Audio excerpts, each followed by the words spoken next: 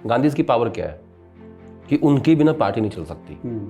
और सच भी है, आप गांधी को माइनस कर दो, गहलोत साहब कहेंगे मैं अध्यक्ष बनूंगा, ठीक बात है, हुड्डा साहब कहेंगे मैं बनूंगा, कमलनाथ कहेंगे मैं बनूंगा।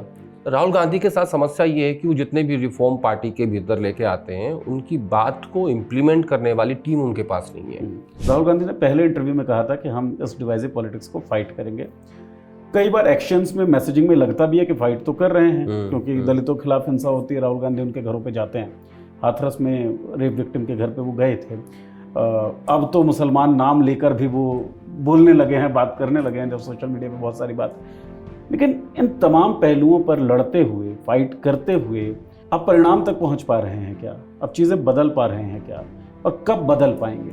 नहीं, अब जब इतने ज़्यादा हाइप होने के बावजूद भी बीजेपी को बहुमत से रोक सकते हैं तो देश की जनता बहुत समझदार है। राहुल गांधी की कांग्रेस अलग है, सोनिया गांधी की कांग्रेस अलग है, बंटवारा का सोर्स कोई तो होगा ना। जो राहुल गांधी के आसपास के लोग थे वो उनको बताते थे ना ये चीज़ कि ये आदमी अहमद पटेल का है, ये आदमी राहुल गांधी का है। एक फ़र्क है, नरेंद्र मोदी ने जब पावर ली तब उन्होंने सब लोगों को हटा दिया जिसको वो चाहते थे।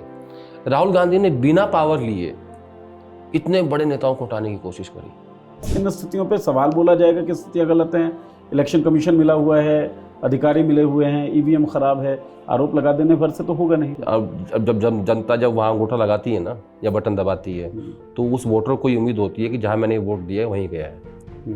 और अगर इस देश की विपक्षी पार्टियों को इस बात पे संशय है, शक है, तो आपका ये फर्ज बनता है कि आप उस शक को दूर करो। तो क्या राहुल गांधी के साथ मीडिया ने जो किया, जिसके बारे में हमने बातचीत की है, उस चिढ़ का परिणाम राहुल गांधी का ये डायलॉग है? वो मीडिया मांग रहे हैं जो 2014 के पहले होती थी, वो वाली मीडिया उनको चाहिए, ठीक है, जो बिना किसी दबाव के काम करे। चुनावी राजनीति में आप हैं, 3 चुनाव आप हार चुके हैं, आपके मानवीय पहलू जितने सारे भी हैं, कोई कहता है दार्शनिक सोच के व्यक्ति हैं वो, आपने कहा कि झूठ नहीं बोलते हैं, मदद करते हैं, उसका बखान नहीं करते हैं, मानवीय पहलू ठीक है, लेकिन चुनावों में सफल तो नहीं हो पा रहे ना। नहीं, देखो राजनीति में 55 साल उम्र क्या होती है? क्या अब राहुल गांधी 55 साल के हैं, मोदी जी 75 के हैं, तो मैं कैसे कह दूं कि इज आउट?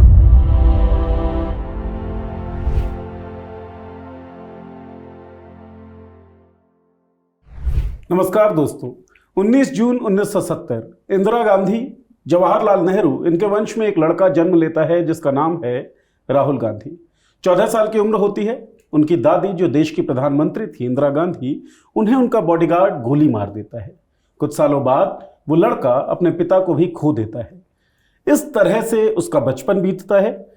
स्कूलिंग होती है दिल्ली में, फिर देहरादून में पढ़ाई होती है, हार्वर्ड जाता है, उसके बाद उसको कॉलेज चेंज करना पड़ता है, एक मैनेजमेंट फर्म में लंदन में काम करता है, देश लौटता है। देश लौटने के बाद सन 2004 में पॉलिटिक्स में एंटर करता है, प्रवेश लेता है। नेहरू गांधी परिवार का लेटेस्ट कैंडिडेट जो चुनाव लड़ने वाला था 2004 के लोकसभा चुनावों में, चुनाव लड़ता है, चुनाव जीतता है। इसके बाद कई और चुनाव लड़ता है, कुछ में उसे जीत हासिल होती है, कई चुनावों में उसे हार मिलती है। राहुल गांधी 55 साल के हो गए इस बरस। देखी जाएगी कि इस एपिसोड में आदेश जी के साथ हम बातचीत करेंगे राहुल गांधी एट 55, क्या खोया क्या पाया। बहुत कुछ सोच के एक जर्नी शुरू होती है आदेश जी। और राहुल गांधी जब कैंडिडेट बनते हैं 2004 के लोकसभा चुनाव में, और जब पहली उनकी अपीयरेंस होती है मीडिया में, और फॉरेन मीडिया से बात करते हो, बीबीसी से, राहुल गांधी कहते हैं कि अगर मैं इनकॉम्पिटेंट हूँ, अगर मैं यूजलेस हूँ, तो लोग देख लेंगे, लोगों को पता चल जाएगा। लगभग 21 साल की यात्रा हो चुकी है पॉलिटिकल उनकी। क्या लगता है आपको, लोगों ने क्या देखा? इनकॉम्पिटेंट राहुल, यूजलेस राहुल, या कोई ऐसा राहुल जिसमें संभावनाएं दिखती हैं? आपने बहुत लंबा सवाल पूछ लिया, यानी मुझे आपके सवाल के जवाब में पूरे 21 साल को समेटना पड़ेगा जी, 2004 से लेके और 2025 तक। देखिए, जब 2004 में राहुल गांधी राजनीति में आए तब तक सिर्फ गांधी परिवार से सोनिया गांधी राजनीति में थी। 98 में पॉलिटिक्स में आई थी, एक्टिव पॉलिटिक्स में, राजीव गांधी की हत्या के बाद। और उसके बाद राहुल गांधी जो है पहली बार सांसद बने 2004 में। आपने पुश्तैनी सीट को ही चूज़ किया, अमेठी रायबरेली। और मैं इसको ऐसे देखता हूँ कि 2007 में वो पहली बार यूथ कांग्रेस के इंचार्ज बने, और 2009 में वो लेके आए यूथ कांग्रेस का इलेक्शन, जिसके बारे में कई सारी बातें हैं। कोई कहता है कि ये सफल है, कोई कहता है ये सफल नहीं है। उसके पीछे का मकसद ये था, राहुल गांधी चाहते थे कि जो आम घरों के बच्चे हैं, जो जिनका पॉलिटिकल बैकग्राउंड नहीं है, जिनके पिता बड़े पॉलिटिशियन नहीं है, उनको भी इसमें मौका मिले। और कुछ हद तक मैं कहूँगा कि कुछ लोगों को मौका भी मिला, और विधानसभा अध्यक्ष बने, लोकसभा अध्यक्ष बने, कई राज्यों में प्रदेश अध्यक्ष भी बने। लेकिन जो इसका मैं राहुल गांधी के जो प्रयोग चल रहे थे, जो मैं अभी 2009 पे आया हूँ, तो मैं सीक्वेंस वाइज इसको 2025 में एक्सप्लेन करूँगा। तो 2009 में जो ये मकसद था कि आम घरों के बच्चे आए, वो इलेक्शन आए कांग्रेस का, तो मैं यहाँ था कि कुछ सफल हुए, कुछ नहीं हुए। लेकिन उसके बाद क्या हुआ कि लोगों ने इसका रास्ता ढूंढ लिया, बड़े नेताओं ने। राहुल गांधी के साथ समस्या ये है कि वो जितने भी रिफॉर्म पार्टी के भीतर लेके आते हैं, उनकी बात को इम्प्लीमेंट करने वाली टीम उनके पास नहीं है, आज तक भी नहीं है। उन्होंने यूथ कांग्रेस के इलेक्शन से लेके और आज जब वो डिस्ट्रिक्ट प्रेसिडेंट को शक्ति देने की बात कर रहे हैं, पावर देने की बात कर रहे हैं, आज तक भी उनके पास एग्जीक्यूशन करने वाली टीम नहीं है। तो मैं वापस आता हूँ 2009 पे। तो उसका मकसद ये था कि भाई आम घरों के बच्चे भी सामने आए। लेकिन बड़े नेताओं ने रास्ता ढूंढ लिया और ये कहा कि ठीक है, ये जो मेंबरशिप ड्राइव होगी, ये जो लोग जिनकी वोटिंग पड़ेगी, उन छोटे पदों पे तो आम घरों के बच्चे आने लगे। लेकिन फाइनली जब प्रदेश अध्यक्ष की बात आती तो फिर नेता के बच्चे ही बनते थे। दूसरा, ये इलेक्शन बड़ा कॉस्टली हो गया था, यानी इसमें पैसे बड़े खर्च होते थे। यूथ कांग्रेस के इलेक्शन में आप विधानसभा लड़ो, आप पार्लियामेंट लड़ो, इतना खर्चा नहीं होता जितना खर्चा इसमें होता है, यूथ कांग्रेस के चुनाव में होता है। तो बहुत सारे राज्य ऐसे हैं, हरियाणा, हिमाचल प्रदेश, उत्तराखंड, महाराष्ट्र, लंबी फहरिस्त है कि जहाँ नेताओं के बच्चे ही वापस चुन कर आने लगे, खासतौर पर स्टेट प्रेसिडेंट में। तो उसके बारे में काफ़ी विचार हुआ। बहुत लोगों ने ये कहा राहुल गांधी का, आप इसको बंद कर दीजिए, इससे पार्टी को फायदा नहीं हो रहा है। क्योंकि जो जो लोग चुन के आते थे वो कहते थे कि हम तो खुद चुन के आए हैं, मैं आपके लिए काम क्यों करूं।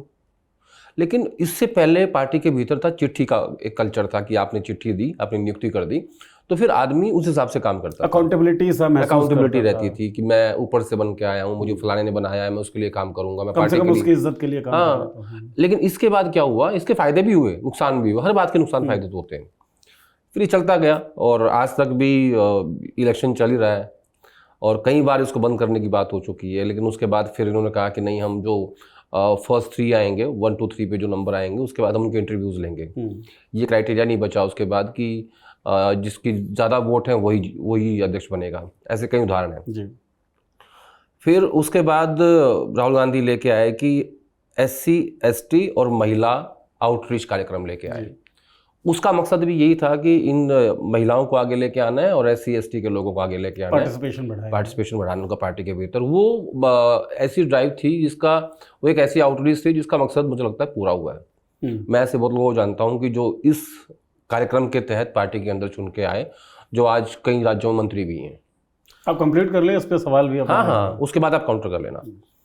तीसरा आया कि परफॉर्मेंस बेस्ड अप्रेजल, कि आप जैसा काम करेंगे आपको उस हिसाब से आपका प्रमोशन मिलेगा। और 2014 के लोकसभा चुनाव से पहले राहुल गांधी प्राइमरीज लेके आए। प्राइमरीज जैसे अमेरिका में होता है कि आप उस सीट के ऊपर जो भी पसंदीदा कैंडिडेट होगा वही चुनाव लड़ेगा। वो की गई 15 सीटों पे, लेकिन वो फेल हो गया पूरी तरीके से। उसको भी एग्जीक्यूट जो जिन लोगों को दिया था जिम्मेदारी, वो अच्छे से निभा नहीं पाए उसको। तो उसके बाद 2014 में सरकार चलेगी कांग्रेस पार्टी की और मोदी जी आ गए। तब तक राहुल गांधी इन्हीं चीज़ों पे थे, संगठन और ये जो कार्यक्रम चल रहे थे, कैसे मैं यूथ को आगे लेके आऊँ और क्या क्या करूँ। इस दौरान राहुल गांधी ने एक आंदोलन किया था भट्टा परसोल का जी, जो मैंने खुद भी कवर किया था। उनका मानना था कि जो किसानों को, सरकार थी मायावती की उत्तर प्रदेश में, और कि किसानों को बेहतर मुआवजा मिले ज़मीन का। ये जो हाईवे बना है दिल्ली से आगरा तक का, ये इसके आसपास के गांव चूज किए गए थे, यमुना एक्सप्रेसवे का। तो वहाँ उन गांव में राहुल गांधी पैदल चलते थे। तब मैं चैनल में काम करता था और हमने वो पूरा कवर किया और बड़ा हेक्टिक होता था गांव में राहुल गांधी को ट्रैक करना। तब उनके पास SPG सिक्योरिटी होती थी, तो आज नहीं SPG तब थी। तो बड़ा उनको ट्रैक करना, उनके प्रोग्राम को वो बताते नहीं थे कहाँ से जाएंगे, कैसे होगा, गोपनीय होता था क्योंकि सिक्योरिटी के रीजन थे। और जितने चेहरे आज आप देखते हो ना, वो उस वक्त इनके आसपास रहते थे, बहुत सारे लोग, ये सब यंगस्टर्स थे। तो जैसे वो कुछ नाम? उसमें रवनीत सिंह बिट्टू, जो आज भारत सरकार के मंत्री हैं, बीजेपी चले गए, राजा वड़िंग पंजाब कांग्रेस के अध्यक्ष, विजेंद्र सिंगला, लंबी लिस्ट है, मतलब बहुत सारे लोग, अशोक तंवर, दीपेंद्र हुड्डा, ये उस वक्त में ये लोग जो हैं, ये इनकी भी राजनीतिक रूप से ग्रोथ हो रही थी, इमर्ज कर रहे थे ये लोग भी। तो वो आया, उसके बाद करते करते 2014 आ गया और कांग्रेस पार्टी बुरी तरीके से हारी और कांग्रेस पार्टी 44 सीटों पर सिमट गई। और ऐसी सिमटी कि इस दौरान क्या हुआ था, 2012 में राहुल गांधी ने एक चीज़ शुरू कर दी थी, उनके आसपास के लोगों ने, पार्टी के अंदर एक बंटवारा हो गया था कि ये कांग्रेस है जो अहमद पटेल की है, यानी सोनिया गांधी की, और ये कांग्रेस है राहुल गांधी की है। उसने कांग्रेस पार्टी को बहुत नुकसान किया। बंटवारा जो होता है, क्योंकि पहले भी इस बारे में बात हुई थी कि राहुल गांधी की कांग्रेस अलग है, सोनिया गांधी की कांग्रेस अलग है, बंटवारा का सोर्स कोई तो होगा ना, कहीं से तो ऊर्जा पाती होगी वो बंटवारे वाली। तो जो राहुल गांधी के आसपास के लोग थे वो उनको बताते थे ना ये चीज़ कि ये आदमी अहमद पटेल का है, ये आदमी राहुल गांधी का है, ये आदमी प्रियंका गांधी का है, ये डॉक्टर मनमोहन सिंह का है, ये प्रणब मुखर्जी का है, चिदम्बरम का है, ये अर्जुन सिंह का है, ये दिग्विजय सिंह का है, ये कमलनाथ का है, ये गहलोत का है, ये भूपेंद्र हुड्डा का है, ऐसे होता है। तो वो जो 2012 के आसपास मुझे लगता है जब राहुल गांधी वाइस प्रेसिडेंट बने, जयपुर में एक कार्यक्रम हुआ था, तो वहाँ भी उन्होंने कहा था कि पावर जो एक जहर है, पॉइजन अंग्रेजी में कहा था उन्होंने, मैं उस हॉल में था। तो वहाँ से एक ये चीज़ शुरू हुई। तो 2014 में जब मोदी जी आ गए और कांग्रेस पार्टी 44 सीटों पर सिमट गई, उसके बाद 15, 16 और 17 यानी 3 साल बाद राहुल गांधी कांग्रेस पार्टी के अध्यक्ष बने जी, जो कि काफ़ी मशक्क़त के बाद बने। बहुत सारे लोग ऐसे थे जो चाहते थे कि ये ना बने अभी, दिक्कतें क्या, और ये वही बंटवारा था जो चाहते थे अहमद कांग्रेस। हाँ, क्योंकि वो राहुल गांधी ने जो शुरुआत की, देखो एक फ़र्क है, नरेंद्र मोदी ने जब पावर ली तब उन्होंने सब लोगों को हटा दिया जिसको वो चाहते थे। राहुल गांधी ने बिना पावर लिए इतने बड़े नेताओं को हटाने की कोशिश करी, जो मुख्यमंत्री हैं, जो केंद्रीय मंत्री हैं, और जो 2 बार का मुख्यमंत्री है, जो 3 बार का मुख्यमंत्री है। तो मुझे लगता है ये राजनीतिक भूल थी राहुल गांधी की, उनको ऐसा नहीं करना चाहिए था। पहले सत्ता हाथ में लेते, उसके बाद जिसको रखना है रखते। आपने अपनी ही पार्टी के अंदर 2 ग्रुप बना दिए, एक मेरा एक मेरी माँ का। मतलब माँ का डायरेक्टली नहीं बोलते थे, अहमद भाई का बोलते थे, अहमद पटेल का बोलते थे। तो चलता गया ऐसे ना। फिर 2017 में राहुल गांधी कांग्रेस पार्टी के अध्यक्ष बने पहली बार। जब वो 2004 में आए थे तो 2017 में, और 98 से लेकर अब तक 17 तक सोनिया गांधी कांग्रेस पार्टी की अध्यक्ष थी। तो अगले साल फिर चुनाव आया, और चुनाव आया राजस्थान, छत्तीसगढ़, मध्य प्रदेश का। इन तीनों राज्यों में कांग्रेस पार्टी जीती। अब इसके पीछे कहानी बताता हूँ आपको कि राहुल गांधी हैं क्या, उसका नेचर कैसा है, वो कैसे सोचते हैं। राहुल गांधी की प्रॉब्लम ये है कि वो कहते हैं कि मैं ना झूठ नहीं बोल सकता, जो राजनीतिक भाषणों में आप कह देते हैं कि हम कुछ भी कह देंगे, हम ये कर देंगे। तो एक प्रपोजल आया कि हमें ये वादा करना है कि इन तीनों राज्यों में हमारी सरकार बनते ही हम किसानों के कर्ज माफ़ कर देंगे 10 दिन के भीतर। राहुल गांधी को ये कहा गया कि आप ये भाषण में बोलिए, तो उन्होंने नहीं बोला। तो अच्छा, हाँ, मना कर दिया। तो कहा कि वो डॉक्टर मनमोहन सिंह के पास गए कि उन्होंने राय ली कि क्या ये डुएबल है, मतलब क्या 10 दिन के अंदर हम किसानों के कर्ज माफ़ कर सकते हैं। तो उन्होंने अपनी एक्सरसाइज की, फिर उन्होंने कुछ प्रेजेंटेशंस हुई, तो फाइनली उनको ये बताया गया और ये उस बात से कन्विंस हुए कि हाँ, हम 10 दिन में कर्ज माफ़ कर सकते हैं। उसके बाद राहुल गांधी ने पहली बार छत्तीसगढ़ में ये बात कही कि हम 10 दिन के भीतर किसानों के कर्ज माफ़ कर देंगे। अच्छा। तो 3 राज्यों में सरकार इनकी बनी। ये बात है 18 की जी। 18 में जब मध्य प्रदेश और राजस्थान में सरकार बनी तो तब 2 लोग कंटेंडर थे मुख्यमंत्री के, राहुल गांधी की कांग्रेस के, सचिन पायलट और ज्योतिरादित्य सिंधिया। लेकिन दोनों नहीं बन पाए। अहमद भाई की लॉबी भारी पड़ी, उधर कमलनाथ, उधर गहलोत साहब उन्हीं के आदमी थे, और उधर भूपेश बघेल, वो भी मुझे लगता है अहमद भाई के ही। मतलब ऐसा मान सकता है बुजुर्ग कांग्रेस, जवान कांग्रेस। ये मैंने क्या कहा आपको, ये राजनीतिक भूल थी। आपको इतना ज्यादा पोलराइजेशन पार्टी के अंदर नहीं करना चाहिए था। पार्टी तो आप ही की है ना, सीईओ तो आप ही हो ना पार्टी के। जब मैं आज देखता हूँ ना, तब मुझे भी समझ नहीं आती थी वो चीज़। जब मैं आज देखता हूँ 25 साल के सफर को, तो मुझे लगता है कि प्रधानमंत्री मोदी ने का जो काम करने का तरीका मैंने देखा, जिस तरीके से उन्होंने पहले पावर ली, जब तक वो पीएम नहीं बने उन्होंने अडवाणी जी के पूरे पैर छुए। ठीक बात है ना। जैसे ही वो पीएम बने उसके बाद जो उन्होंने जो किया मार्गदर्शक मंडल बन गया, सबको साइड कर दिया, जिसको चाहा मुख्यमंत्री बनाया, जिसको चाहा नहीं बनाया।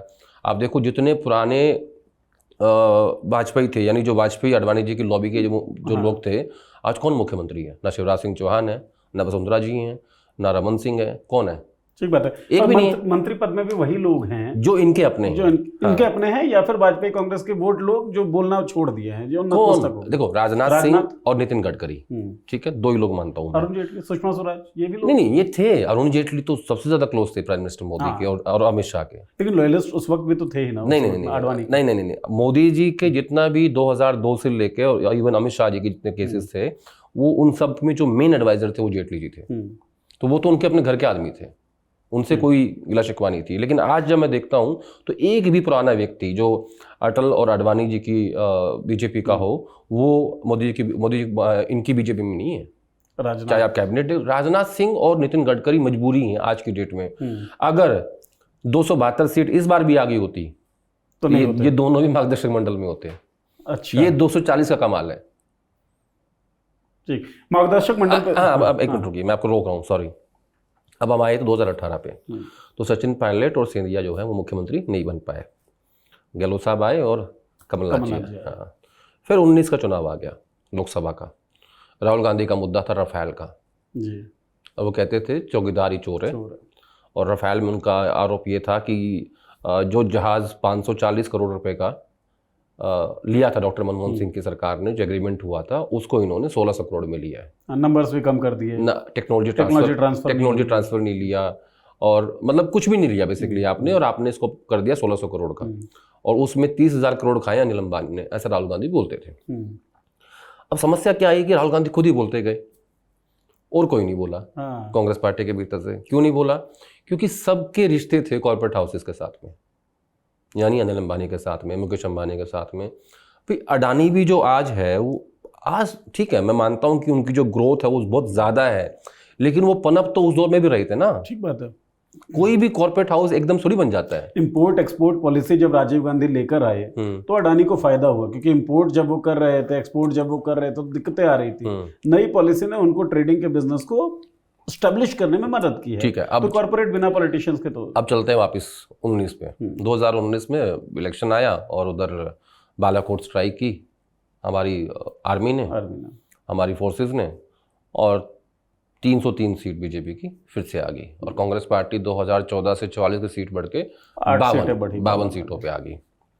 राहुल गांधी ने उसी दिन ये फैसला कर लिया था कि मैं पार्टी से, मतलब अध्यक्ष पद से इस्तीफा दे रहा हूँ और मैं हार स्वीकार करता हूँ। तो मैंने वो खबर चला दी, तब मैं एक चैनल में काम करता था, तो उसका खंडन किया गया, जबकि वो बात सही थी। उन्होंने तय कर लिया था डे उसी वक्त जब रिजल्ट आ रहा था, है बाद में आया। लेकिन वो सही था। बाद में हमें कहा गया कि तुम गलत कर रहे हो, ये कर रहे हो, वो कर रहे हो। छोड़ो मत, खबर सही है, हमें पता है। क्योंकि राहुल गांधी जो है ना बहुत एथिक्स का आदमी है। उसको लगता है कि नहीं, उससे नहीं हो पाया तो कोई बात नहीं। लेकिन साथ साथ ना उनके मन में एक नाराजगी भी थी। नाराजगी ये थी कि किसी ने मेरा साथ नहीं दिया, और उस नाराजगी की बात प्रियंका गांधी ने करी जब हार के बाद पहली वर्किंग कमेटी की मीटिंग हुई। तो उसमें उन्होंने कहा कि किसी ने मेरे भाई का साथ नहीं दिया। वो रफाल की बात कर रहे थे, अनिल अंबानी की बात कर रहे थे, कोई नहीं बोला, तो वो अकेले थे। तो राहुल गांधी ने कहा कि देखो मैं रिज़ाइन करूंगा, मानूंगा नहीं मैं। तो उन्होंने एक बात बोली, उन्होंने कहा कि अब गांधी परिवार से बाहर का व्यक्ति अध्यक्ष बनेगा। तो इसको मैं इसको ऐसे नहीं देखता, ये इतना सिंपल नहीं है। वो चुनौती भी थी कि आप लोग हमारे बिना चला के दिखाओ, गांधी इसकी। अच्छा, क्योंकि राहुल गांधी हैं वैसे, वो अच्छा वो चैलेंज दे देंगे अपने ही पार्टी को। अड़ियल आदमी है, मतलब जिस बात पे अड़ गए तो अड़ गए, अगर वो सही है तो। इनके ये उस बात से कन्विंस थे कि रफाल में चोरी हुई है, तो आप भले ही चुनाव हार गए, लेकिन चुनाव लड़ा रफाल के ऊपर। बहुत लोगों ने कहा कि आप ऐसा मत करो, ये इशू जनता का इशू नहीं है, ये तो कॉर्पोरेट्स का इशू है। नहीं माने, वो कन्विंस थे उस बात से। जैसे आज की डेट में वो SC ST OBC से हैं, कास्ट सेंसस से हैं, कन्विंस है पूरे। तो वहाँ वो नहीं माने, तो चलते गए आगे। तो उन्होंने जब ये कहा कि भाई गांधी परिवार से बाहर का व्यक्ति बनेगा, तो उसमें एक चुनौती भी ये थी कि हमारे बिना चला के दिखाओ। मैं इसको ऐसे देखता हूँ जब मैं उसको डिकोड करता हूँ, ये मेरी अपनी समझ है। फाइनली इंटरिम प्रेसिडेंट बनी वापस सोनिया गांधी, और इसको लगे लगभग 19 का था, 20, 21, 22 अक्टूबर में फिर खड़गे साहब जो है वो चुनाव प्रक्रिया से चुनाव जीत के आए, थरूर साहब को हराया उन्होंने, और एक दलित जो है वो बने कांग्रेस प्रेसिडेंट। ऐसे समझाइए सर इसको हमें। आपने कहा कि एक तरीके की चुनौती भी दी, लेकिन उस चुनौती के बाद इंटरिम प्रेसिडेंट सोनिया गांधी बनती हैं। जब इलेक्शन होता है खड़गे साहब और शशि थरूर उनके काउंटर में खड़े होते हैं, पूरा कहा जाता है कि गांधी फैमिली का जो कैंडिडेट है वो मल्लिकार्जुन खड़गे साहब हैं। तो आप बैकडोर से तो थे ही, इंटरिम प्रेसिडेंट तो आप बने, तो चैलेंज किस तरीके से आप देखते? नहीं, ये फैसला उनका नहीं था, ये फैसला था अहमद पटेल का और सोनिया गांधी का कि नहीं, अभी हमें खुद ही अपने पास कंट्रोल रखना है। अच्छा, आप एकदम से इतनी बड़ी पार्टी कंट्रोल नहीं छोड़ सकते ना। गांधी की पावर क्या है कि उनके बिना पार्टी नहीं चल सकती, और सच भी है। आप गांधी को माइनस कर दो, गहलोत साहब कहेंगे मैं अध्यक्ष बनूंगा, ठीक बात है, हुड्डा साहब कहेंगे मैं बनूंगा, कमलनाथ कहेंगे मैं बनूंगा, फिर सचिन पायलट कहेंगे मैं किससे कम हूं, मैं बनूंगा, तो वहां झगड़ा हो जाएगा। ठीक बात है। तो ये एक अम्ब्रेला है बेसिकली गांधी का, एक एक्सेस है जिसके चारों ओर ये पार्टी, ठीक है, और वो चलता भी आ रहा है। आप देखो सोनिया गांधी से पहले जो अध्यक्ष थे, उनका नाम मुझे याद नहीं आ रहा, बिहार से थे, आपके राज्य से थे, वो ट्रेजरर भी थे, सीताराम केसरी। हाँ, सीताराम केसरी से पहले नरसिम्हा राव थे, ठीक है। तो नरसिम्हा राव अध्यक्ष भी रहे, प्राइम मिनिस्टर भी रहे, सीताराम केसरी आए, उसके बाद सोनिया गांधी आई, 98 से लेकर 2017 तक रही, और फिर 19 में फिर बनी, और फिर 22 तक रही इंटरिम प्रेसिडेंट। राइट। अब इस बीच में क्या हुआ, आपने कहा खड़गे साहब थे, खड़गे साहब गांधी के कैंडिडेट थे, गांधी परिवार के या कांग्रेस पार्टी के जी। लेकिन इससे पहले गांधी परिवार के कैंडिडेट अशोक गहलोत थे। हाँ, थे, चर्चाएं चल रही थी, बिल्कुल। तो फर्स्ट चॉइस जो थी, नेचुरल चॉइस, वो अशोक गहलोत थे। अगर जयपुर में खड़गे साहब और अजय माकन नहीं गए होते उस मीटिंग में कि जहां विधायक दल की बैठक होनी थी, गांधी जी चाहते थे कि सचिन पायलट मुख्यमंत्री बन जाए और अशोक गहलोत जो है वो नेशनल पॉलिटिक्स में आकर राष्ट्रीय अध्यक्ष बन जाए, और दोनों हमारे ओबीसी चेहरे हैं।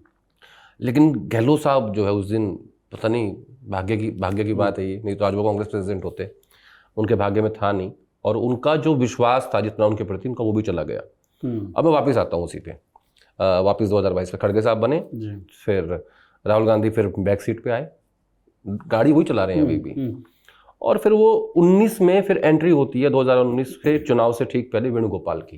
कैसे वेणुगोपाल? जब अशोक गहलोत अध्यक्ष बन जाते हैं, मुख्यमंत्री बन जाते हैं, तो फिर किसी वेणुगोपाल आते हैं जनरल सेक्रेटरी ऑर्गेनाइजेशन। सब लोग हैरान कि एक आदमी केरल से आया है, और वो मतलब भाषा की दिक्कत आएगी, और कैसे कम्युनिकेट होगा, नॉर्थ इंडिया के लोग कैसे उनसे कम्युनिकेट करेंगे, कनेक्ट कैसे करेंगे, बहुत सारी चीज़ें होती हैं। तो लेकिन वो आए, और वो ऐसे आए कि वो आज की डेट में इंडिस्पेंसेबल हैं। राहुल गांधी के बहुत सारे आरोप लगने के बावजूद, हाँ, जो और सबसे बड़ी बात, डिफेक्टो कांग्रेस प्रेसिडेंट वेणुगोपाल आज की डेट में, और उनका मतलब क्या है, राहुल गांधी, है ना। अब फिर जब 22 में खड़गे साहब बने, उसके बाद फिर राहुल गांधी ने निकाली भारत जोड़ो यात्रा, और ये यात्रा इसलिए भी महत्वपूर्ण, इसकी शुरुआत पहले हो गई थी 22 से खड़गे साहब की, या उससे पहले राहुल गांधी की छवि को लेकर बहुत सारे सवाल उठते थे कि राहुल गांधी जो है वो सीरियस नहीं है, विदेश चले जाते हैं, बीजेपी उनको पप्पू कहती थी, कुछ कांग्रेसी भी कहते थे बंद कमरों में कि इनसे नहीं होगा, ठीक बात।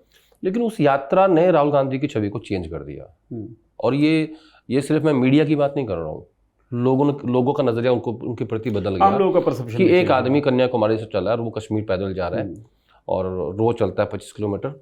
नीरज, आप और मैं अगर एक दिन चले 25 किलोमीटर, पहली बात चल नहीं पाएंगे, अगर चल लेंगे तो अगले दिन उठ नहीं पाएंगे, बिल्कुल। तो उस यात्रा ने उनकी छवि चेंज कर दी, और उससे मुझे लगता है राहुल गांधी के अंदर भी विश्वास आया कि वो लोगों से मिले, जाना, समझा, यात्रा करी, तो राहुल गांधी ने अपनी उस इमेज को तोड़ दिया उस भारत जोड़ो यात्रा से, और उसमें उसके बाद नज़रिया बदला लोगों का भी। और फिर ऐसे चलते चलते जब इन्होंने ये सोचा कि अब राहुल गांधी की ये पहल थी कि हमें इंडिया गठबंधन बनाना है, और वो जानते थे कि अगर मैं ये काम करूंगा तो सब हमारी बात नहीं मान सकते, तो उन्होंने चूज किया नीतीश कुमार, क्योंकि वो जानते थे कि जब ममता से बात करनी पड़ेगी नीतीश ही कर सकते हैं, ठीक बात है, क्योंकि लेफ्ट और ममता साथ कैसे आते, एक न्यूट्रल बंदा चूज किया गया, तो उसका मकसद भी पूरा हुआ। और फाइनली जो ये चाहते थे, हरा तो नहीं पाए मोदी जी को, लेकिन 240 पर रोक दिया और कांग्रेस पार्टी 99 पे आ गई और इंडिया गठबंधन जो है वो एक स्ट्रांगली मजबूत किया। आज बताता हूँ एक बात और आपको, ये उसी दिन की बात है, रिजल्ट आ रहा था। अगर गठबंधन, इंडिया गठबंधन यानी विपक्षी गठबंधन की सीट 7-8 सीट और आ जाती ना, तो चंद्रबाबू नायडू इधर होते हैं। हाँ, अलायंस वाला मामला, क्योंकि एक ऐसा आदमी है, दो ऐसे आदमी हैं कांग्रेस पार्टी में जो दक्षिण भारत से आते हैं, वो उनके टच में थे, वो उनके बड़े क्लोज हैं और वो आखिर तक इंतजार करते रहे कि थोड़े से नंबर, बस 5-7-10 नंबर का खेल था, बस इससे ज़्यादा नहीं था। आदेश जी, मैं एक चीज़ आपसे जानना चाहूँगा कि आपकी राय क्या है। 2024 के इलेक्शंस को जब भी कोई एनालाइज करता है, कहता है देखो भाई 99 कांग्रेस पा गई और पूर्ण बहुमत से बीजेपी को रोक दिया, लेकिन क्या इसी जीत में खुश हो जाना या संतुष्ट हो जाना राहुल गांधी जो 21 साल से राजनीति कर रहे हैं और पहली बार चुनाव लड़े, सरकार बनी, अगला चुनाव लड़े, फिर से सरकार बनी, जब उनके चेहरे पे, उनके लीडरशिप में चुनाव लड़ा गया तो कांग्रेस बुरी तरीके से हारी, अगला चुनाव लड़े उसमें भी बुरी तरीके से हारी, संगठन की जिम्मेदारी आपने ली, संगठन बहुत मजबूत आप कर नहीं पाए, टीम आपकी बहुत मजबूत हुई नहीं। आप चाहते थे कि आम घरों के जो बच्चे हैं, आम घरों के जो लोग हैं वो राजनीति में आ पाएं, लेकिन आपके इर्द गिर्द सचिन पायलट दिखते थे जो राजेश पायलट के बेटे हैं, ज्योतिरादित्य सिंधिया दिखते थे जो नेता पुत्र थे, जितिन प्रसाद दिखते थे, आपके इर्द गिर्द भी, आपके सराउंडिंग में भी तो वही लोग दिख रहे हैं जो बड़े घरों के हैं। तो आप जो चाहते थे कि आम घरों के लोग पार्टिसिपेट हो पाए, आप वो नहीं कर पाए, संगठन मजबूत नहीं हो पाया, चुनाव आप जीत नहीं पाए। 2024 में तमाम दलों ने मिलकर एक अपोजिशन का निर्माण किया और चुनाव जब लड़े तो मुख्य विपक्षी दल बन भी पाया एक दशक में पहली बार। इतने से संतुष्ट हो जाना ठीक है क्या? नहीं, मैं क्या कह रहा हूँ संतुष्ट है, मैंने ये कहीं नहीं कहा, बल्कि मैं तो उसको उल्टा कहूँगा। आपको वो दिन याद है जिस दिन रिजल्ट आया था 2024 का, और अराउंड 2 बजे के आसपास गांधी परिवार के तीनों लोग कांग्रेस पार्टी के ऑफिस में आए और उन्होंने विक्ट्री का साइन दिखाया। वो क्या था? विक्ट्री तो आपकी हुई नहीं थी। वो विक्ट्री इस बात की नहीं थी कि हमने मोदी को रोक दिया 240 पे। दरअसल उन्होंने पहले ही विक्ट्री सेलिब्रेट कर ली ताकि पार्टी के अंदर से आवाज ना उठ सके। याद है आपको एक ग्रुप आया था G23 का? जी याद है। तो ये 14, 19 और 24 ये तीसरी हार थी, ठीक। तो बेसिकली कोई और आवाज ना उठे, इसीलिए आपने उस बात को पहले ही एक्सेप्ट करके कह दिया कि हमने मोदी को हरा दिया, 240 पर रोक दिया, क्योंकि ये कोई मान ही नहीं रहा था कि प्रधानमंत्री मोदी और बीजेपी 240 आ जाएंगी।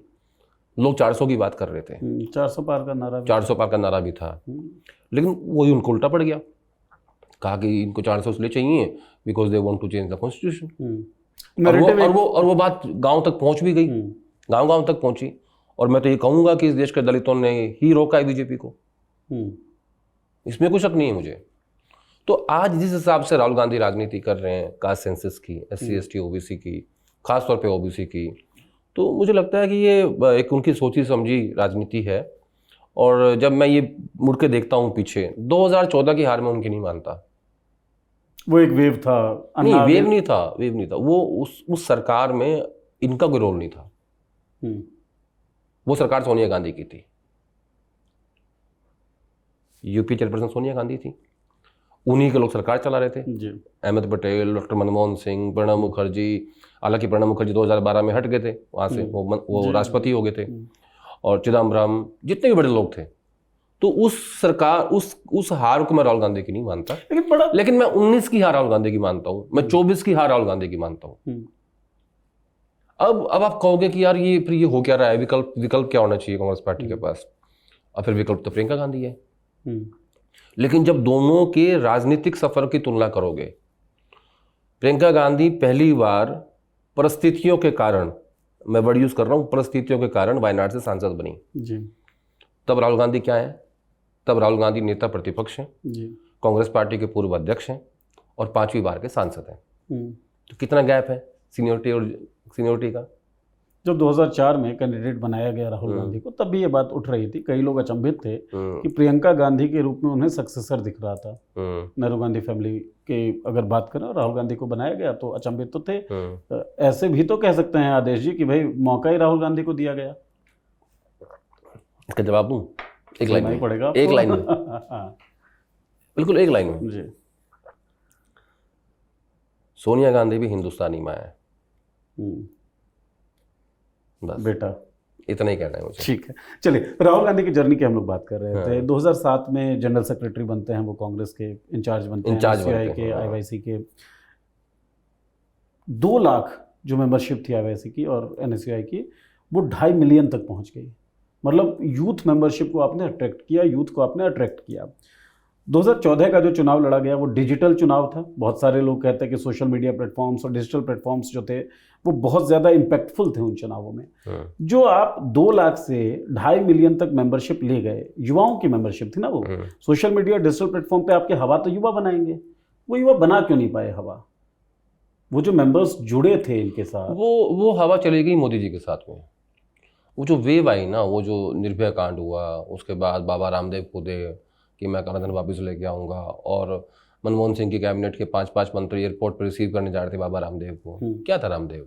व्यापारी था, एक व्यापारी था, आज भी व्यापारी ही है। क्या है वो आज? तो ये इनका मिसमैनेजमेंट था। और इतने धड़े बढ़ चुके थे ना UPA 2 में, हर आदमी प्रधानमंत्री था। तो बेसिकली इकबाल गम हो गया था आखिर में सरकार का। और फिर ये इसकी शुरुआत हुई थी कॉमनवेल्थ घोटाले से, इसको कहा गया। हालांकि उसमें बाद में क्लीन चिट मिली, अभी मिली, हाँ। कुछ महीने पहले की बात है। फिर कहा कि 2G स्पेक्ट्रम हो गया, उसमें घोटाला हो गया। फिर कहा कि कोयला हो गया, उसमें घोटाला हो गया। फिर वो निर्भया कांड हो गया। और जिस तरीके से मीडिया ने उस वक्त सरकार की आलोचना करी, जो कि बनती भी थी, मैं उसमें कोई बुरी बात नहीं कह रहा हूँ। तो जैसे आज सरकार मीडिया कंट्रोल करती है, आज किसी की हिम्मत नहीं कोई ऐसे दिखा दे। मतलब ये आप भी जानते हो, मैं भी जानता हूँ। अगर मैं गलत बोल रहा हूँ तो आप मुझसे काउंटर सवाल पूछ सकते हैं। नहीं, बिल्कुल। रामलीला मैदान में स्टूडियो सेटअप हो गए थे, लगातार वो चीजें चल रही थी। और उस दौरान का उस मीडिया कवरेज के सबसे बड़े 2 बेनिफिशियरी बने हिंदुस्तान की राजनीति में। दिल्ली में अरविंद केजरीवाल और देश में नरेंद्र मोदी। ये उन तमाम आंदोलन, अन्ना आंदोलन, निर्भया कांड, घोटाले, उन सब चीज़ों के, हालांकि उन सारे घोटालों में बाद में किसी को भी कन्विक्शन नहीं हुआ। और ये कहा गया कि कॉमनवेल्थ घोटाला हुआ ही नहीं। कैग साहब में मिले हुए थे जी। और कोयला का जो पैसा था वो एक्सपेक्टेड था कि इतना पहुंच सकता था, एस्टिमेटेड प्राइस था वो। और 2G में कुछ नहीं हुआ। ठीक है, क्या हुआ? उल्टा क्या हुआ? फिर से राहुल गांधी पे आता हूँ। वो जो निर्भया कांड हुआ उसके बाद राहुल गांधी उनके घर गए जी। और वो ये बात निर्भया की माँ ने एक कार्यक्रम में बोली थी जी। ये मुझे पता थी, बट मुझे बोलने के लिए मना किया गया था। उनके भाई को बनाया उन्होंने पायलट जी, पूरा खर्चा भी उठाया, पूरा खर्चा उठाया, पायलट बनाया, किसी को बताया नहीं। और फिर उन्हें आज वो किसी कंपनी में पायलट हैं, फ्लाई भी करते हैं वो अभी। जो मदद हो सकती थी वो करी, इन प्रचार नहीं किया। ये हम क्योंकि हम राहुल गांधी की बात कर रहे हैं तो मैं उनके पहलू जो जितने उनके पहलू उस पर चर्चा करना चाहता हूँ। अब जैसे कुछ दिन पहले की बात है, एक डिसेबल्ड आदमी थे, वो कांग्रेस ऑफिस के बाहर व्हील चेयर पे घूम रहे थे। तो किसी जर्नलिस्ट ने उनसे उनकी बात सुनी तो कहा कि मुझे राहुल गांधी से मिलना है, मुझे कुछ काम है। तो उन्होंने उस दिन मिल नहीं पाए वो, उन जर्नलिस्ट ने वो ट्वीट कर दिया। शकील जी काफ़ी वरिष्ठ पत्रकार हैं, तो वो ट्वीट उन्होंने पढ़ा उनके ऑफिस ने। तो 4-5 दिन के बाद उनको बुलाया। वो फरीदाबाद से आए थे, विकलांग थे। वो आए तो वो राहुल गांधी से मिले, कहा कि मेरी बेटी जो है, मैं विकलांग हूँ, मैं उनको छोड़ नहीं पाता स्कूल में, मेरे घर के पास स्कूल है, एडमिशन करा दो इसका। तो राहुल गांधी ने अपनी टीम के 2 लोगों को भेजा एडमिशन करवा कि जाओ, बात करो, जो भी प्रक्रिया उसको पूरी करो, एडमिशन कराओ। और वो कॉन्वेंट स्कूल था और फाइनली उसमें एडमिशन हुआ। तो इनका स्टाइल अलग है काम करने का। अच्छा जी, मेरा ना ये प्रचार प्रसार में बिलीव ही नहीं करते। और जबकि इस दौर में जहां आज देश की राजनीति चल रही है, हर चीज प्रचार प्रसार है। जब तक आप लोगों को बताओगे नहीं आप अपने बारे में, लोग जानेंगे कैसे? ठीक बात है। अच्छा, टीवी अखबार तो वैसे ही आपको नहीं दिखा रहा है जितना दिखाना चाहिए। ठीक बात है, मैं ये नहीं कह रहा बिल्कुल नहीं दिखा रहा है, दिखा रहा है, लेकिन उस हिसाब से में और जिस नियत के साथ दिखाना चाहिए। ना वो वाली नियत नहीं है। जिस नियत से यूपीए सरकार के टाइम पे विपक्षी पार्टियों को दिखाया जाता था, उस नियत से आज विपक्षी पार्टियों को नहीं दिखाया जाता। मैं इस फ्रेटर्निटी का हिस्सा हूँ और मुझे ये कहते हुए कोई दिक्कत नहीं है, क्योंकि ये सच है। मैं उत्सुकतावश एक सवाल आपसे पूछ रहा हूँ। जब मैं इंजीनियरिंग कर रहा था तो हमारे जो आइडल थे प्रोफेसर संदीप राणा थे। इंडिया अगेंस्ट करप्शन हुआ था, अरविंद केजरीवाल ने नई पार्टी बनाई और बहुत सारा यूथ जो था वो अरविंद के उस लाइन से बड़ा सहमत था। यार ये कोई व्यक्ति आएगा जो भ्रष्टाचार खत्म ही कर देगा, सबके लिए समान अवसर होगा। बहुत सारे लोग उससे जुड़े। जब पार्टी बनाई तो कुछ फैसलों के कारण आलोचना भी हुई। अब योगेंद्र यादव निकाले गए, प्रशांत भूषण निकाले गए, शांति भूषण के साथ जो सलूक हुआ तो लगा ये बदल गया क्या ये व्यक्ति।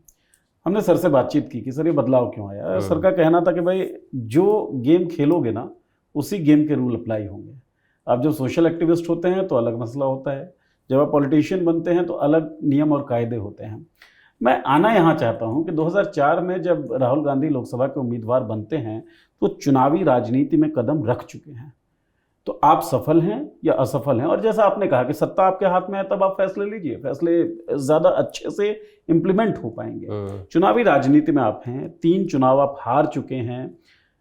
आपके मानवीय पहलू जितने सारे भी हैं, कोई कहता है दार्शनिक सोच के व्यक्ति हैं वो, आपने कहा कि झूठ नहीं बोलते हैं, मदद करते हैं, उसका बखान नहीं करते हैं। मानवीय पहलू ठीक है, लेकिन चुनावों में सफल तो नहीं हो पा रहे ना। इस गेम में, इस मैदान पे डटे रहने का जो नियम है, कायदा है, शर्त है, वो ये है कि आप चुनाव जीतिए। चुनाव जीतेंगे तो आपके कार्यकर्ताओं में जोश आएगा, चुनाव जीतेंगे तो नेता आपकी बात सुनेंगे, चुनाव जीतेंगे तो फैक्शनलिज्म जो है पार्टी के अंदर वो कम होगा। वो होता तो नहीं दिख रहा है, तभी तो कमज़ोर है। आज गांधी परिवार और राहुल गांधी कमज़ोर क्यों है? क्योंकि चुनाव नहीं जिता पा रहे हैं। देखो क्या होता है राजनीति में, जब तक गांधी परिवार के नाम पे वोट पड़ते थे, ये जो चाहते थे वो करते थे। अब देखो आज मोदी जी हैं। मोदी जी क्यों इंडिस्पेंसेबल है? क्योंकि उनके नाम का वोट है। जो 3rd टर्म 240 सीट आई हैं वो मोदी जी के नाम पे आई हैं। जो 303 आई थी वो मोदी जी के नाम पे आई थी। और जो 272-73 आई थी, 283 आई थी समथिंग, 283, हाँ, वो भी मोदी जी के नाम पे आई थी। इसलिए बीजेपी में उनका एक तरफा राज है, उनकी चलती है। आज कांग्रेस में देखो आप कि एक ग्रुप बना G23 का। थरूर साहब बिना पार्टी बताए विदेश चले गए सरकार के कहने पे, मनीष तिवारी जी भी चले गए, ठीक है। आज गहलोत साहब ने बगावत कर दी गांधी जी के खिलाफ में, मैं नहीं मानूंगा, ठीक है। कैप्टन साहब को कैसे हटाया गया, बड़ी बहुत मुश्किल हुई जी। इतनी मुश्किल भी होती नहीं है। भूपेंद्र सिंह हुड्डा हरियाणा। तो ऐसे कर करके आप देखोगे ना, ये जो आपने सवाल कहा, चुनाव नहीं जिता पा रहे हैं इसीलिए कमजोर हैं। नहीं तो जब आप इतिहास देखेंगे पीछे मुड़ के, जब आप जाओगे इंदिरा गांधी पे, कल ही इमरजेंसी सेलिब्रेट हुई है इस देश में, बीजेपी ने करी है कि वो काला दिन था, तो उनके फैसले भी ऐसे होते थे क्योंकि वो पावरफुल बहुत थी।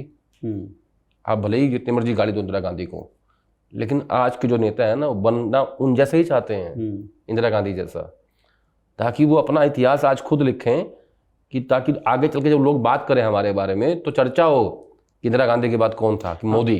Frame of reference Indira Gandhi ही, इंदिरा गांधी ही आज भी। आपातकाल को आप गलत कह रहे हो, हम सब मानते हैं गलत था, बिल्कुल गलत था, लेकिन जब भी कोई बात आती है तो आप अपनी तुलना उन्हीं से करते हो। फिर भी तो उनकी जो विल पावर थी, तो क्या था, एक तो कांग्रेस पार्टी कमजोर थी, बीजेपी थी नहीं, जनसंघ था, बीजेपी तब दो या 4 सीट की पार्टी थी, ठीक है। तो राहुल गांधी जो आज नहीं जिता पा रहे हैं कांग्रेस पार्टी को, वोट नहीं, उनके नाम पे वोट नहीं मिल रहा है, ये इसीलिए मैं कह रहा हूं कि कांग्रेस पार्टी और गांधी परिवार कमजोर है, और इसीलिए उनके खिलाफ आवाज उठती है। जिस दिन वोट मिलना शुरू हो जाएगा ना, कुछ भी नहीं है। राहुल गांधी का एक बयान मुझे याद आता है। राहुल गांधी कहता है कि भाई जो फ्री और फेयर मीडिया है वो मुझे दे दो, 7 दिनों के लिए दे दो, और मैं देश का माहौल दिखा दूंगा कि देश का माहौल कैसा होता है। चुनावों में इल प्रैक्टिसेस के बहुत सारे आरोप लगते हैं। इलेक्शन कमीशन की भूमिका खैर आप भी जानते हैं, हम भी जानते हैं, लगातार खबरें आती रहती हैं किस तरह की भूमिका है। ये तमाम स्थितियां तो हैं, ये आपको पता है कि भाई ये स्थितियां हैं। इन स्थितियों से लड़ने का कोई सॉलिड प्लान अगर आपकी जानकारी में हो, कांग्रेस कर रही है? इन स्थितियों के होते हुए बस इन स्थितियों पे सवाल बोला जाएगा कि स्थितियां गलत हैं, इलेक्शन कमीशन मिला हुआ है, अधिकारी मिले हुए हैं, ईवीएम खराब है, आरोप लगा देने भर से तो होगा नहीं। देखो, जो आपका सवाल का शुरुआत में आपने कहा कि एक फेयर मीडिया मुझे 1 हफ्ते के लिए दे दो, वो मीडिया मांग रहे हैं जो 2014 के पहले होती थी, वो वाली मीडिया उनको चाहिए, ठीक है, जो बिना किसी दबाव के काम करे। हालांकि मैं ये नहीं कहता कि उस टाइम पे भी दबाव नहीं होता होगा, होता था, लेकिन उसकी जो डिग्री थी, एक तो भाई 50 डिग्री सेल्सियस है और एक 100 डिग्री सेल्सियस है, उसमें फ़र्क है, तो वो थोड़ी कम थी। पर दूसरी बात, आपने कहा कि इससे लड़े कैसे। महाराष्ट्र के चुनाव के बाद राहुल गांधी ने दिल्ली के कॉन्स्टिट्यूशन क्लब में एक प्रेस कॉन्फ्रेंस की, जिसमें सुप्रिया सुले और संजय राउत भी थे जी। और उसमें उन्होंने ये कहा कि देखो यहाँ पे, उन्होंने ईवीएम की बात नहीं करी, उन्होंने कहा कि यहाँ पे गड़बड़ी हुई है, और ये गड़बड़ी हुई है कि इतने लाख वोट एक्स्ट्रा ऐड कर दिए गए पार्लियामेंट से लेकर विधानसभा चुनाव के बीच में महाराष्ट्र में। फिर उसके बाद इलेक्शन कमीशन से कुछ डाटा मांगा गया, उन्होंने नहीं दिया, तो फिर कांग्रेस पार्टी हाई कोर्ट गई, और हाई कोर्ट जाने के बाद फिर वो हाई कोर्ट ने कहा कि भाई ये चीज़ आप इनको दो, चुनाव आयोग ने फिर भी नहीं दिया। फिर राहुल गांधी ने वो आर्टिकल लिखा जी। अब आपको क्या लगता है कि वो आर्टिकल महाराष्ट्र को लेके था?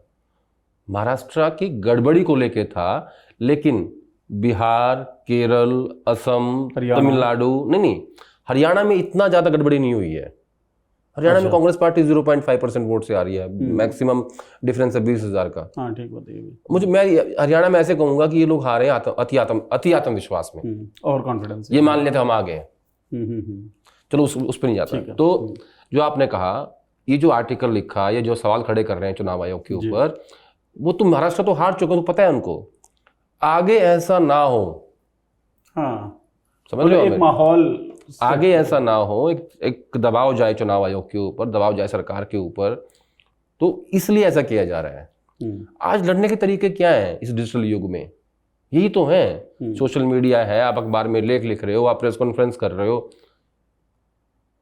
यही तरीके है ना, यही तरीके हैं। अपने आप को मैसेजिंग करने की बात है ना। अब देखो, वो 13 भाषाओं में, 15 भाषाओं में वो लेख छपा, जिसमें इन्होंने कहा कि महाराष्ट्र में गड़बड़ी हुई है, और ईवीएम की बात नहीं करी, कहा कि वोटों की गड़बड़ी हुई है, और स्पेसिफिक एरियाज में हुई है, इतने शॉर्ट टर्म में हुई है, और 70 लाख वोट बहुत होते हैं यार, बहुत ज्यादा होते हैं। 20,000 वोट से कांग्रेस पार्टी हरियाणा हार गई, ठीक बात है, 0.5% से। और पिछली बार बिहार कितने से आ रहे थे? कुछ मैक्सिमम 15,000 वोटों से आ रहे थे, ठीक है। तो 15,000 वोट और 70 लाख वोट, भारी अंतर है, बहुत भारी अंतर है। और इसी अंतर को दिखाते हुए देवेंद्र फडणवीस की जो विधानसभा थी ना, उसका आंकड़ा भी दिया था राहुल गांधी ने, अभी दिया, परसों कल दिया। हाँ, सवाल मेरा ये है कि देवेंद्र फडणवीस ने 1 घंटे के अंदर जवाब भी दे दिया, फैक्ट्स रख दिए सामने, और इनके जो विधायक हैं कांग्रेस पार्टी के चुने हुए, उनको टैग भी किया, मेंशन भी किया, उनकी तरफ से जवाब तो आया नहीं। देखिए यार, मेरा में ऐसा मानना है, जिससे सवाल पूछा है ना वही जवाब दे। ये काम देवेंद्र फडणवीस का नहीं है, वो एक चुने हुए मुख्यमंत्री, वो अपना काम करे, सरकार चलाए। सवाल है चुनाव आयोग के ऊपर। देखो, मैं चुनाव आयोग को ऐसे देखता हूँ कि चुनाव आयोग इस देश की जनता की सबसे भरोसेमंद संस्थान है, और जनता ये मानती है कि चुनाव आयोग ने जो हमारा ये वोट लिया है ना, भरोसेमंद संस्थान होनी चाहिए। अब जब जनता जब वहाँ अंगूठा लगाती है ना, या बटन दबाती है, तो उस वोटर को ये उम्मीद होती है कि जहाँ मैंने वोट दिया है वहीं गया है। और अगर इस देश की विपक्षी पार्टियों को इस बात पे संशय है, शक है, तो आपका ये फर्ज बनता है कि आप उस शक को दूर करो। आप कुछ भी करो उसके लिए, आप एक वर्कशॉप बुलाओ, आप कैमरा के सामने प्रेजेंटेशन दो, बुलाओ, बिठाओ, लेकिन इस देश के लोगों को ये विश्वास दिलाओ कि नहीं, जहां आपने वोट दिया वो आपका वोट वहीं पहुंचा है। तो ये काम देवेंद्र फडणवीस का नहीं है। ये काम करना चाहिए इलेक्शन चुनाव आयोग को कि जो जो आपके सवाल हैं आप लोग आइए, और मैं, जैसे विज्ञान भवन है, एक बड़ा हॉल है, उसके अंदर वहाँ बैठे मीडिया को भी बुलाए कैमरे के सामने, और जिन लोगों के सवाल है उनको भी बुलाए, आओ सवाल पूछो, बताओ, मैं जवाब देता हूँ। तो वो विश्वास ना टूटे। देखो क्या है नीरज जी, विश्वास बनाने में बहुत टाइम लगता है, बिल्कुल ठीक बात है, और तोड़ने में 1 मिनट, और उसको वापस डेवलप करने में सालों लग जाएंगे। जितना साल लगता है विश्वास बनाने में, उससे ज्यादा समय रीडेवलप करने में लगेगा। अच्छा, पहलुओं की बात आप कर रहे थे, जो ह्यूमेन पहलू हैं राहुल गांधी के। आप पत्रकार हैं, सॉरी, और आपने कांग्रेस बीट को कवर किया है लंबे समय तक, 17-18 साल तक। नॉर्थ ईस्ट में राहुल गांधी थे, जब किसी पत्रकार ने सवाल पूछा और राहुल गांधी ने कहा कि तुम्हारा एम्प्लॉयर कौन है, और उसके साथ कुछ हैकलिंग भी हुई कांग्रेस की सभा में, आपको याद होगा। कांग्रेस बीट को कवर करने वाले कुछ पत्रकारों के साथ कुछ वीडियोस उनके वायरल हुए काफ़ी, जिसमें राहुल गांधी ने सीधा, मतलब जवाब ना देकर एक उस लहजे में बात की जो लहजा शायद एक्सेप्टेबल ना हो। तो क्या राहुल गांधी के साथ मीडिया ने जो किया, जिसके बारे में हमने बातचीत की है, उस चिढ़ का परिणाम राहुल गांधी का ये डायलॉग है? और क्या इस तरह का डायलॉग ठीक है? देखो नीरज, बिल्कुल ठीक नहीं है। मैंने भी कांग्रेस पार्टी कवर की, 18 साल हो गए, 17-18 साल हो गए हैं। मेरा ऐसा मानना है इसमें कि जैसे प्रधानमंत्री जी जितने भी बीजेपी के बीट रिपोर्टर्स हम सबको जानते हैं, पहचानते हैं, कईयों से फ़ोन लगा के बात भी करते हैं, ऐसा राहुल गांधी नहीं है। वो किसी को नहीं जानते हैं, मतलब बीट रिपोर्टर्स को। मैं उसमें खुद को भी काउंट कर रहा हूँ। ना वो किसी को जानते हैं, ना किसी को मिलते हैं। उनके आसपास के जो लोग, उनका स्टाफ है, जो एक आध जो कुछ किसी को चलाना होता है, मतलब दिखाने के लिए, वो उसको आगे कर देते हैं। फिर एक को गिरा देंगे, फिर दूसरे को ले आएंगे। लेकिन राहुल गांधी को ये पता नहीं होता कि ये कौन है, इसका नाम क्या है, ये कहाँ काम करता है। तो वो मीडिया के मतलब वो पर्सनल टच में राहुल गांधी जो है इतने अच्छे नहीं है मीडिया के साथ में। अच्छा, मतलब जो आदमी आपकी पार्टी कवर कर रहे हैं, जो देख रहे हैं, वो उनको नहीं जानते हैं। वो ये मुझे पता है। हाँ, प्रियंका गांधी जानती हैं। प्रियंका गांधी में ये वाला गुण है, बेहतर है। वो जानती भी हैं, पहचानती भी हैं, और उनको पता है कि कौन कहाँ कनेक्टेड है, कौन कहाँ क्या लिख रहा है। वो इसमें है, लेकिन राहुल गांधी नहीं है। शुरुआत क्वेश्चन और इसमें मैं बहुत लोगों को लगता है ऐसा, आज बोल देता हूँ, मेरे बारे में कहते हैं कि आप तो बहुत मिलते हैं राहुल गांधी से, या आपकी बात होती है। ऐसा कुछ नहीं होता, मैं कभी नहीं मिला उनसे। चाहते हैं मिलना आप? नहीं, वो तो उनकी मर्जी है।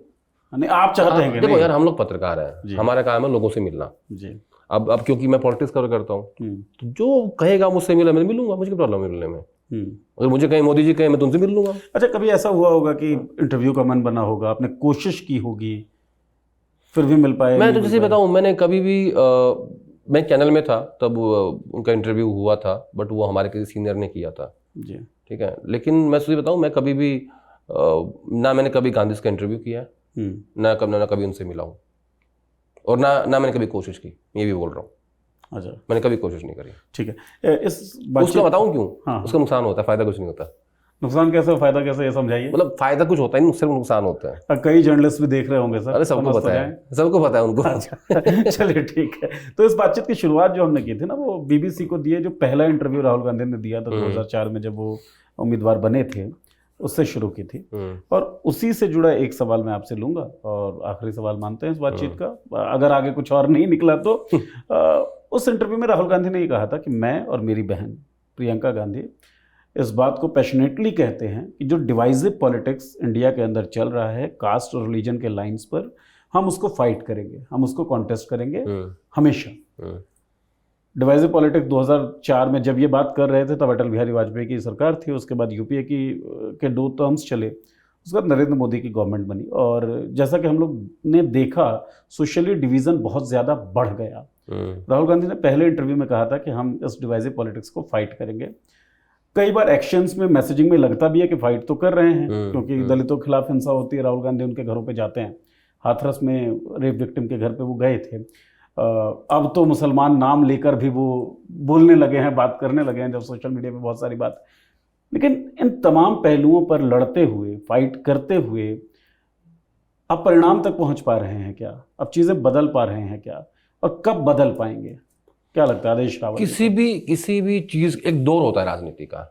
जैसे जो दौर था डॉक्टर मनमोहन सिंह का, उसमें इकोनॉमी, जीडीपी, है ना, इन सब की बात होती थी, real estate, black money, white money.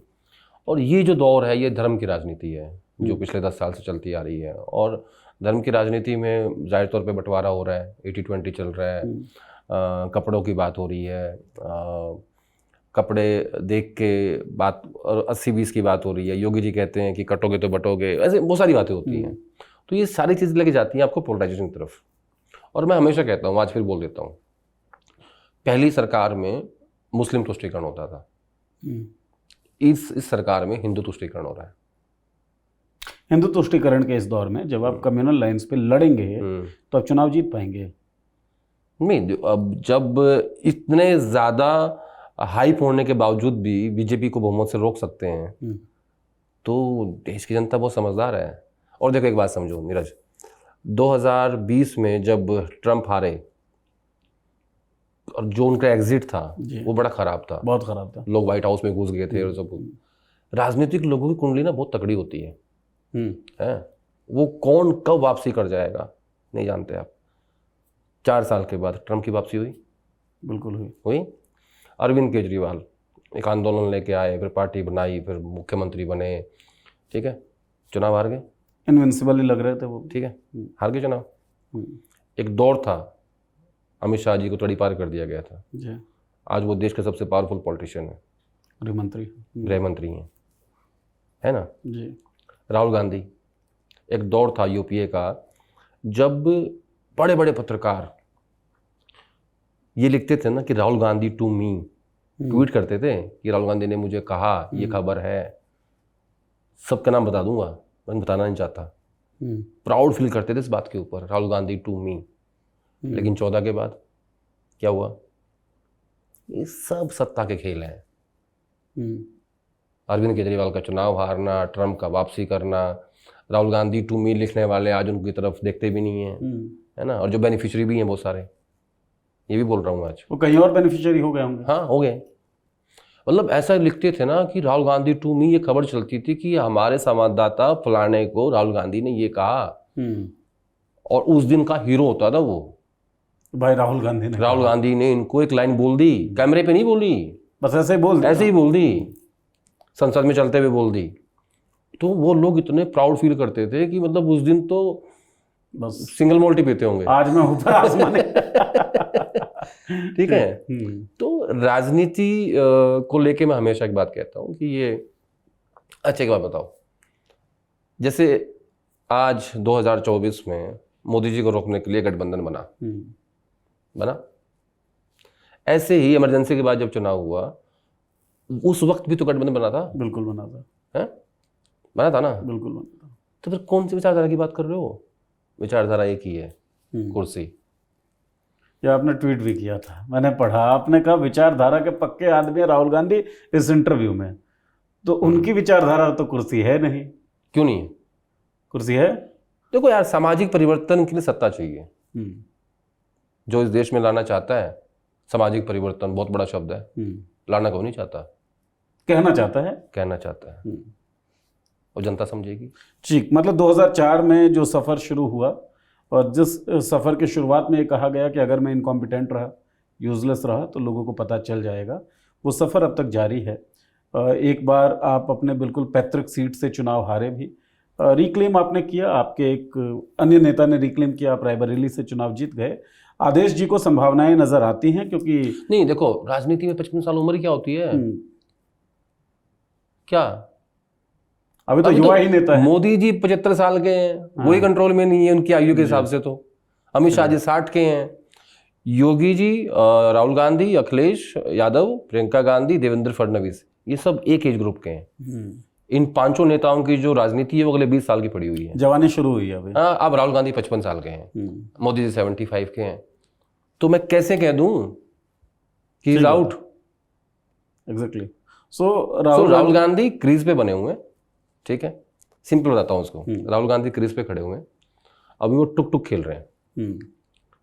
आपको आउट नहीं होना है, आपको तो क्रीज पे रहना है। अगर आप क्रीज पे रहोगे तो आप सिंगल लोगे, आप डबल लोगे, लूज बॉल पर छक्का मारोगे, किसी भी चौका मारोगे, लेकिन अगर आप आउट हो गए तो प्रॉब्लम है। तो राहुल गांधी जो बैक सीट पे बैठे हुए हैं ना, वो इसलिए बैठे हुए हैं कि मुझे आउट नहीं होना है। सिचुएशन वो खड़े हैं, वो क्रीज पे स्ट्राइक रोटेट कर लेते हैं, क्रीज पे खड़े हुए हैं, रोक रहे हैं, सिंगल ले रहे हैं।